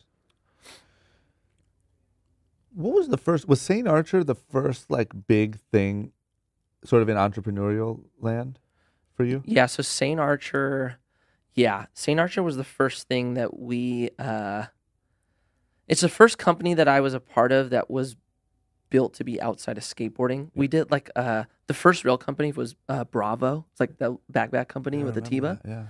And then St. Archer was soon to follow after that, and then there was a handful of things right after St. Archer. But St. Archer was the first one where it was not in skating. Like it was a craft brewery. Yep. Right. So there was that was a wild one. I talked to Paul about it the other day. We were so naive and like to the point where it actually like I think helped us, but we were so naive to like we didn't even know how gnarly it was of a thing that we did. Right. Yeah. Because you guys started in 2012.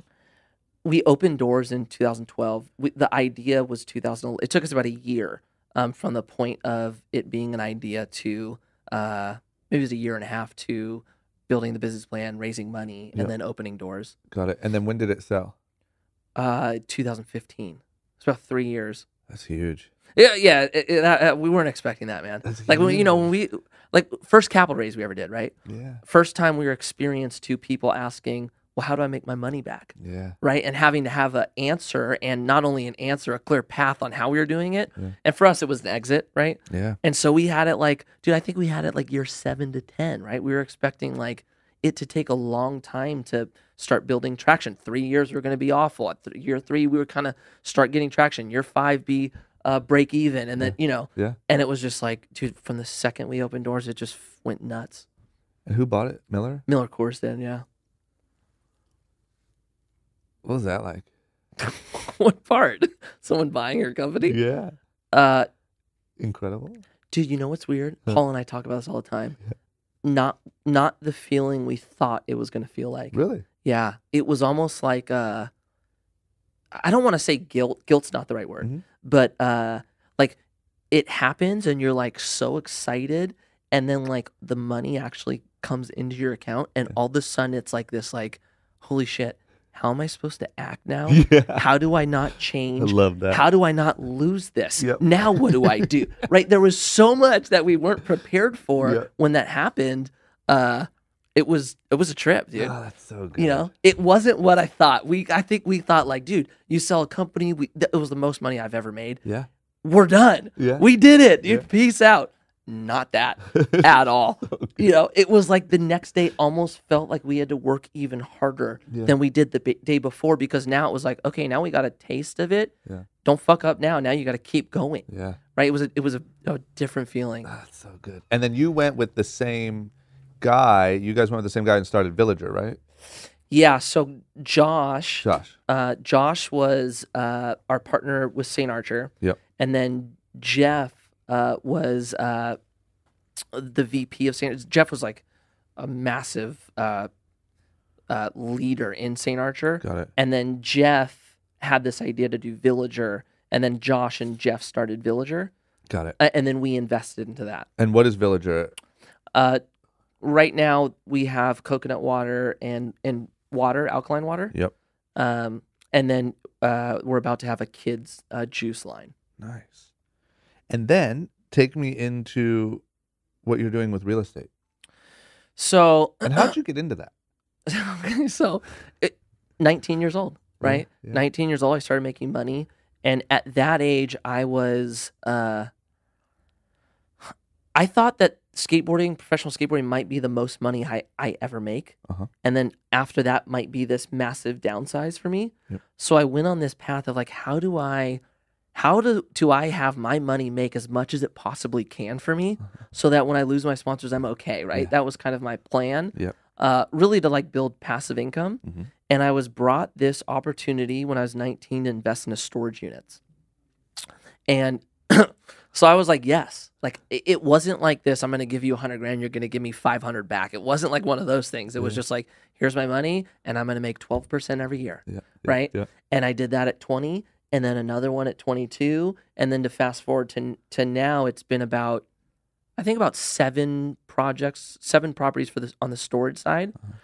And so kind of when it goes back to this transition I had with losing my sponsors, that was like the one thing that was allowing me to be okay with not making any money, right? Yeah. I had the acquisition from St. Archer. Dude, I put a ton of it back into real estate. That's been the one vehicle for me that's allowed me to kind of survive with passive income. Yeah. And so kind of going through this transition, I was so hit by the emotional side, right? But had planned for the financial side for so long that like I kind of like it hit me that like I'm not the normal when it comes to skaters as far as planning for this. Yeah. And I kind of was scared that a lot of these guys were not only going to get hit with the emotional side, that was still to this day the hardest thing I ever done, but to add the financial side of it of, holy shit, what do? I need to make money tomorrow. My skill is skateboarding. I didn't want them to have to go through that. Yeah. So I started back in February, basically building this real estate investment opportunity for these guys to build passive income in the thing that had done the best for me with those people that had done it for me in the past. Got it. Right. So it was a group of guys who I brought this idea and vision of what I wanted to accomplish that turned into more of there's a much more clear strategy on what we're doing in it, but really like wanting to create this. And then we set out to create this new fund, which for them, it's their third fund. This is just my first on this side of it. And that's really how it led to what I'm doing now. Yeah. And so now you were telling me you're literally driving around, making pitches, raising right money. Now. Yeah. So basically it of course nothing ever goes to plan, right? Yeah. Like my idea along with my partners was let's raise money first because it's kind of like this, you need money to buy the building, but the buildings move so fast that like it's hard to know which one to do first, right? Yeah. So we were like, okay, let's raise money first, and then let's go out and buy the portfolio, right? And I got brought this deal to me about 2 months ago. It was an off-market deal, something we could not pass up on, right? So I was like, okay, let's get the building under contract. We put our earnest money in, and then let's go raise the money. And these things move pretty quick, right? It was a 2-week due diligence with like a 45-day close, right? So I was like, okay, we got 45 days. Let's raise this money, right? Is the scenario I did not want to be in, but I was like, okay, I'll just do it for the first one, right? So I started raising money for the first one. Sure enough, I get another deal 2 weeks in, and it's like, holy crap, am I going to be in this like, I'm having to raise money on a time frame for? I didn't want to do this, but it's the scenario I'm in right now, man, where it's like I keep getting opportunities that like. For people who don't understand real estate or know the industry, we're in a high cycle, right? Which means we're looking through a lot of deals to consider one, probably 60, 70 deals. Yeah. So when you find a good deal, it's very hard to let it go. Yeah. Right? And dude, I've had to let go of 2 in the last month. It's been tough, but it's just like, we raised a certain amount of money for St. Archer, and I didn't have to do it in 30 or 45 days. Yeah. This is more money than I've ever raised, and I'm up against the clock. So it's been I've been on the grind, dude. Yeah. It's been awesome and fun, but fuck, man, it's been crazy. Do you like it? Do you like the pitching process and the? I like if you raise money, does it feel like landing a trick? You know what's funny? Yes, it does. It totally does. But the part that's the reality of it is like I like the pitching. Like I like meeting with people. I like telling people what we're doing. Yep. That part. The reality is it doesn't end there, right? When you leave the meeting, there's so much more that follows to get somebody to actually put their money in. Yep. That's the part that sucks. Yeah. And like for my personality, right? Like if somebody blows me off, I usually am over them, right? I'm a very like, okay, on to the next. I'm not fucking with you, right? Yeah. And dude, with this, it's a lot of people. You're like, hey, dude, I need to know where silence. Yeah. Where I'm like, okay, breathe, take this inner like, So true. and just like you need to like. It's challenging myself to like really grow. I think in this process, that's the stuff I don't necessarily love, but it's part of the game. It's like kind of what I have to do this. Yeah, that's one of those disciplines I was talking about. That I think like if you're just not programmed at a young age, that's how you do, and it's really easy to do that at a young age and just be annoying. You know what I'm saying? Totally. I mean, dude, I never want to be the dude that's like, call you and you don't answer, call you back, call you back, call you back. I hate that, right? Yeah. And but it's like, a good skill in business. It's such a good skill, but like I'm trying to find a balance between. I'm not calling you every day, man. I'm not, right? Like I'm gonna call you on Monday. I'm gonna hit you back the next Monday. Yeah. If I hit you back the next Monday, I'm just calling you out. Yeah. Right? I'm not messing. Like this isn't for you. Yeah. You know, it's just more like for me. I need to go look like how I am. I want somebody to go, hey, dude, I like what you're doing, or I don't like what you're doing. This isn't for me. That's what I like, right? Yep. And then it's like, dude, I totally get it. Yep. Like, I don't look at you any different. Yep. I love you. Move on. It's the like silence and not knowing how to tell you, hey, dude, this isn't for me. That's where I'm like, okay, dude, maybe they're just not good at communicating. Yeah. Don't get fired up. Yeah. They're still a relation. You know what I'm saying? Like, yeah. dude, these are practices that I think forever I'm going to use, you know? It's hard because sometimes on that fourth time, you'll actually get the money. I know, but You know, like, like, dude, it's I'm not- like having to tell myself every day, make it to the fourth, right? Because by third, I'm like, I'm moving on, dog. Yeah, yeah. You know? I get it, man. But it's like, I don't know. The stage I'm at right now, it's like I really like it. I was actually telling Jen, I was like, I've got to the point where I'm getting that feeling I got of landing a trick, but the next day it's gone again. I'm still that. Where I'm like, is this healthy? Yeah. You know? Yeah. What's next for you, man? Long term or right now? like what do you do from here? Like what's your, so let me, this is the way I see it, and once again, tell me if I'm 5 wrong. year, 10 year, 20 year. You know what I want is this is how I see it. You dedicated your life to skateboarding. You were Mikey Taylor, the skateboarder, right? You made the hard transition. Now you're in the clear, meaning you don't have that like guilt or those ego problems or whatever. You have a legitimate business that you're working on. You have legitimate investments. You have like, I guess my question is, what's the new Mikey Taylor gonna be? If the old Mikey Taylor was pro skateboarder, this, that, is it like you want to scale this real estate thing and you want to really make an impact in real estate? Is it more of a general thing? I mean, I know you're doing your podcast. There's two parts of it. Yeah. There's two parts of it. On, I would say the me part, right? I felt like the last 15 years were really about myself, very selfishly. What can I do? How much can I get? It was I, right?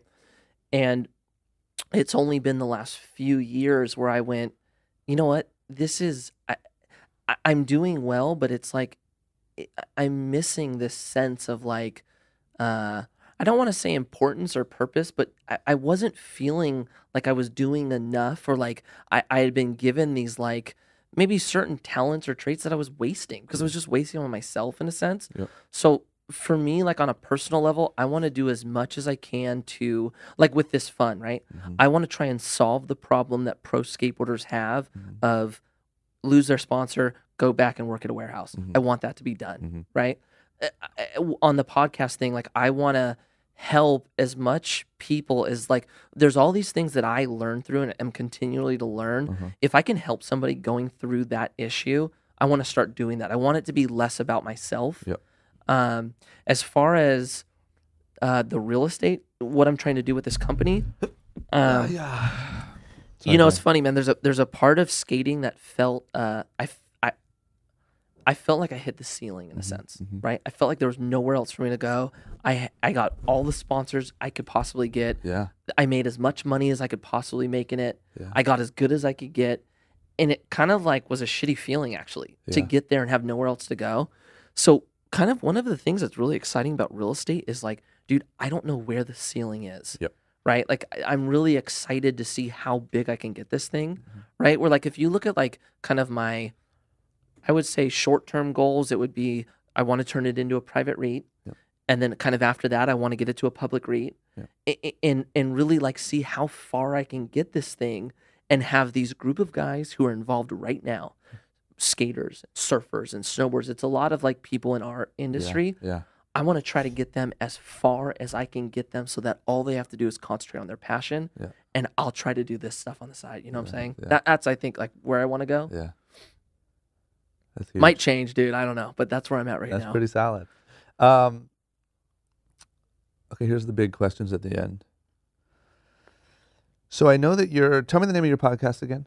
Ovni Intelligence. So Ovni Intelligence, you're also looking at as like kind of its own standalone company a bit, right? With the goal of doing what? So we're going to do digital products with it. Yep. So kind of the podcast will showcase kind of all these people that, similar to what you're doing with like, dude, we have people on there building brands, entrepreneurs, even influencers, like people that have kind of built something or have learned different strategies. We want to showcase that, right? And show as much information or learning in those podcasts, but then have kind of something that they can go to actually learn those tools and do them. And do it with people who, like, dude, for you, like, it would be like, dude, how to create a podcast with Chris Pfaff. And it would all be people that have done these things and showcasing how they did them. So it won't be me. It's not going to be me going, Ovni is me showing you how to invest in real estate, how to invest in a crypto, how any hot topic. Dude, I don't know all those things, right? I know one thing right now. And so like I'm bringing people on that have gone through it and teaching in a way that they've done it. And that is for me, it's more of like a passion project actually. It's more Eric, my partner's life goal. He's great. And he came from that, like he learned everything from doing online courses. He's obsessed with it. So like what I am on real estate, he is over here. So it's a great like, you know, he's running this ship. I'm involved with the podcast and like kind of helping like influence it. But like my main focus is my time's all at the real estate. When are you launching the pod? Next week. And it's under Ovni. Everyone's spell it? AVNI. Who's your you're doing 3 episodes like I told you? I am. Actually, what's that? Are you committing to launch with 3 episodes? I'm committing to launch with 3. Yeah. Deal. Kids, for anyone starting a podcast, let me just tell you real quick, you always launch with 3 episodes. The reason why is because when you do all your social media posts and you get all that attention, you want people to come and find 3 episodes so that they really love you. You get 3 times the listens on one day, 3 times the subscribers. You do better on the charts, and you maybe even have a shot at making it on the new and noteworthy on iTunes, which will explode your pod day 1. Don't do 5. You're going to blow your load too early. Don't do 1. Nobody will come back. Who's your first 3? Actually, how would you feel if you're in that first 3? Sign me up. Okay. I got photos, I got video. That's I'm actually ready a conversation. We have the content too, but I appreciate that. I'm ready to support. I actually was going to ask you today if you had any problem being in the first 3. No, hell no. Okay, I'm going to stick you in the first 3. Wait, tell me again, when are you launching? We're going to launch it next week. What day? Oh, man. I don't want to say the hard date because it might get pushed. Okay, well, we should launch this next week so that we can be like, I'll say it in the intro. Cool. I'll put in the intro, it launches, blah, cool. blah, blah day. I appreciate that. Great. Okay, my question was, that was all a lead up to just ask you. Hey, I appreciate you, buddy. I really do. I appreciate the plug. I appreciate the... Fuck yeah, bro. I like what you're doing. But let me ask you this. If you could sort of summarize it into like a short form thing, what is the number one thing that holds people back from becoming what they could be? Man, I would say probably like confidence or belief or value maybe. Yeah. Like I don't know, man. I'm kind of I was blessed in a sense of like my parents always made me believe that I could accomplish anything I tried to do, right? So I've actually never struggled with the sense of like, can I do it? I've always just, I can do it, right? But I have a lot of friends that came from the totally other side where their parents beat them down, right? And never had that, I don't know, confidence? Yeah. You know, and to me, that's what I see holding them back. It's like they don't believe in themselves. They don't think it's achievable. Any advice on how to fix it? Oh man, dude, you know what? I actually might be the wrong person to ask for that because I never had to fix it. Yeah. Like as far as like the positivity stuff, I had to work through that. That's one thing I've had since I could remember is this feeling of as long as I work my ass off, I could do whatever I want. Yep. Right. So I actually might be the wrong person for that. Yeah. What's your favorite failure in life? And just to clarify a little, what I usually say is it's usually something that at the time felt really bad or felt like really embarrassing or a bad mistake or a bad moment or a bad whatever that ended up now that you look at it from this perspective being really beneficial.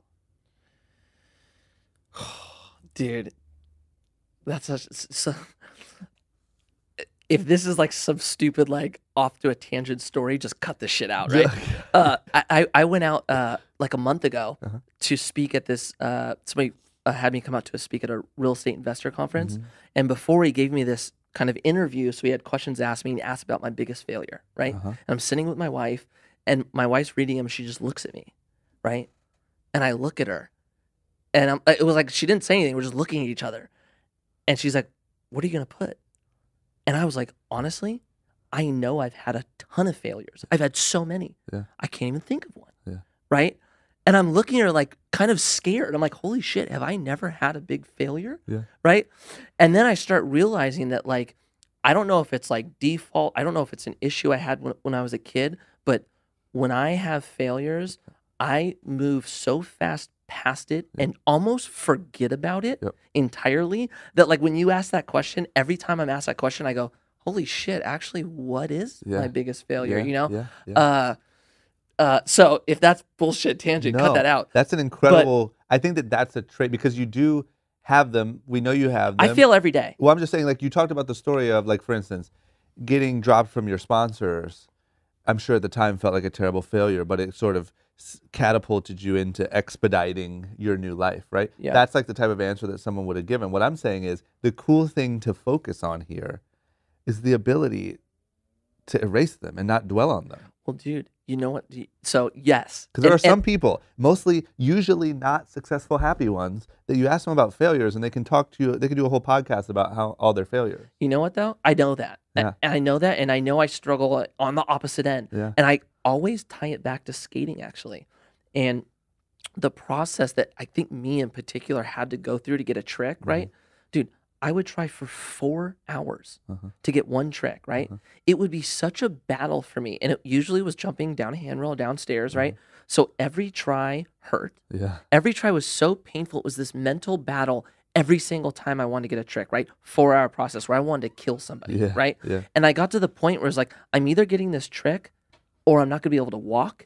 And I did it every day for 15 years that I got so used to failing more than I achieved. It just became so regular that like, dude, honestly, man, like, I'm like trying to think back, like, what the biggest failure was. Dude, I had a big failure with my wife. There was a point when we started dating that I was, dude, very immature, very selfish. Everything was about me. Everything was about me, right? To the point where like I couldn't recognize it and was destroying our relationship, right? And there was a point where we broke up, right? And it was like the moment for me where I was like, yeah, dude, whatever, leave. Like now I get to skate every day. I'm with my bros. Like I thought it was awesome at first, right? And it wasn't till like a month after to where like, dude, I'm at my house. We're having a party. All these people are over. And I just sat there and I was just like, I hate everyone, right? I was like, this is, and it hit me that like I had been, and this is before the 2007, The right? curb This is moment. pre the curb moment. Yep. I was like, you know what? I'm gonna lose like the one person in my life that I believe was truly gonna make me better, and I was gonna lose her because I was being, dude, an idiot, right? Yeah. And so, dude, I call her, dude, I want to get back together with you. I'm gonna right, the whole thing, right? And then it was like truly like, you know, a year after that, the same bullshit up until that moment where I hit the curb.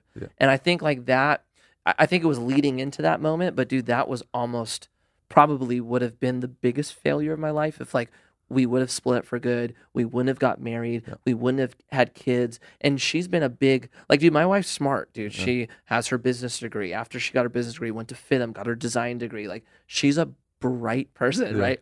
And I think she's been so instrumental into like why I was able to do a lot of things I did, right? It was like what led to St. Archer, or I should say Bravo, was a sit down from her going, hey, you don't need to figure this out right now. I want you to start thinking about what you're going to do though after skating. Start thinking about it. And then it just was all on my mind that like Atiba's like, hey dude, we lost our sponsor OGO, right? And Atiba's like, I'm trying to get another sponsor. I'm going, let's start a company, right? Mike Mo calling me, let's do glasses. Let's do glasses. Josh, should we do this? Let's do a bit. It was like, I went extreme. Like, let's just start everything, right? But it was like her that really pushed me to get there, right? So I'm thankful that like that didn't happen. That was a major fuck up for me though, for sure. I don't know. Lesson learned is forget your fucking failures. Dude, seriously, I'm a big Keep believer of moving. that. I think you need to learn from them, but my strategy has always been like, dude, what did you do wrong? Fix it, move on, and don't, dude, I erase it. Like, seriously, I erase it, maybe to a flaw. It's funny, I've never used the skateboard comparison for that, but what is funny about that is you can try, your crooked grind in Utah for literally 3 weeks every day. But the moment it's on film and you put it out, nobody says, damn, that was crazy, but how long did it take? Dude. Nobody says that. Seriously, they always are just like, if anyone asked me that, I was always so scared to tell kids that, right? Because to me, it was like, I'm not as good as everyone else. Like, Paul does it in 5 minutes. It takes me 4 hours, and I'm doing a trick not as hard as him, right? Like, I never told anybody that until, like, I started getting comfortable with, like, hey, you know what, dude? I don't have the talent these guys have. I'm just going to put in the work to get there. And I think it just has really helped me get to a point now where it's like, dude, it's not that I know I'm going to like succeed because it's easy for me. I just know I'm willing to go through the failures to get there. There's confidence in that, right? Yeah, it's huge. But yeah, I would say, dude, fail and then forget about it and move on. That's good. Okay, last one. You can go back, you can travel through time, you can travel through the air, and you just appear back in the valley with your hand on young Mikey's shoulder. 14, 15, just started skating. And you could tell little Mikey something before you disappear that's going to take a little bit of the like pressure, maybe a lot of pointless time spent worrying, or, something to just take the edge off. What do you tell little Mikey? Dude, for me, I think the thing that I struggled with for so long as a teen and then into my kind of like early adulthood, having to feel acceptance by everyone around me, right? I probably would have told myself, dude, I know this is going to be scary, but don't give a shit what other people think. Don't, right? Like, do what you're proud of. And if somebody doesn't like it, be okay with yourself and keep moving. Because to me, I wasted a lot of my time worrying about what other people thought that like, look, I'm never going to go back and regret it because like, this is just the path that I had to take to get here. But I think I could have accomplished so much more if I wasn't so worried about doing something that like this dude liked or what these kids were going to think of this trick. It's like, if I could have just focused on where I wanted to go, dude, my line wouldn't have been this. It would have just been, pew, Yeah. Yeah. That's a good one, man. Where's everybody go to find you, Mikey? To get more Mikey? Dude, I'm the most active on Instagram. I have all the other channels. You could just go Mikey Taylor. But Instagram's kind of my big one. And hit me up. Like we were talking about this earlier. I during this transition and losing sponsors and algorithm, and I really kind of took a step back and went like, why am I doing this? Yeah. To social media, Yep. and really started actually trying to engage and kind of meet people through it. Kind of why social media was built, I think. Yeah. But dude, it's been awesome. I've met so many people along the way. Like, I try to respond to every DM. I'm trying to respond to comments. It's getting a little tough now. Yeah. If it hits the 200 mark, it gets tough. It's a full-time job. But yeah, I'm trying to just like meet people through this, man. That's great. And then Avni, I'll tell you in the intro. Well, I just told you in the intro when that airs. Yeah. This week. Yeah. Congratulations, man. Thank you. You're doing a great job. Thank you. You're fucking I killing appreciate it, And but you're like, gonna build this social media momentum. yeah, I appreciate it. It's funny though. I think I'm where you were in a sense, personally, a couple years ago, where it's like I'm like back at the bottom. Like, here we go. Like, this is my new thing. I'm ready to go. But it's like, you're looking up, going, I got a long way to go. Yeah. Man. So that I appreciate that. Of course, man. If you ever need any ideas or anything, just holler at your boy. No, I appreciate that. There it is, man. Mikey, thanks for doing this. Yeah. Thank great. you. Thank you. You're the man, brother. We're out. Thank you.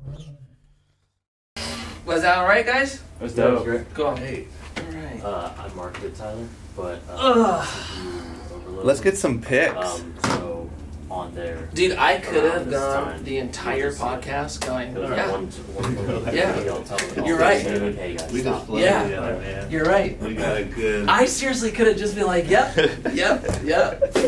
All right. Yep. Next. Do you have people on here that like are so different that you're just like, Guys, if you like that and you want to see more like it, as well as vlogs, other web series, and all the random stuff that I'm doing here on YouTube, don't forget to click that subscribe button. You won't regret it, I promise.